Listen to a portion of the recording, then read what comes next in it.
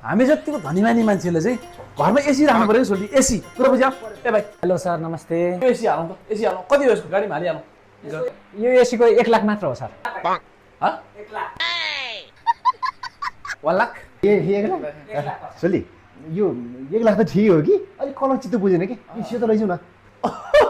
कस्तो मनकै कुरा गरेर के छुटे भन्यो कलर पनि ठिक छैन है यो ठिक छ नि यो चाहिँ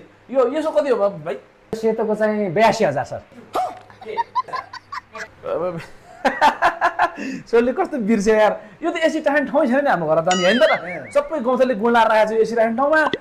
फ्यान यो फ्यानको कति हो यो फ्यान ठिक हुन्छ दाजु यो फ्यान यो आनन्द मान्छे जता फर्के त्यतै घुमाउन मिल्ने हो फ्यानको कति हो 4,000 पर्छ सर त्यो गरिम भयो सोले एसीले त हावा टाइट भयो जस्तो छ सर फ्यान चाहिँ प्याक गरिदिउँ सोले एसी फ्यानले भन्नु सेन्डोले शीतल दिन्छ नि लाउनु पर्ने सेन्डो जहाँ लाएर हिँडेको जे गरिनु भयो हैन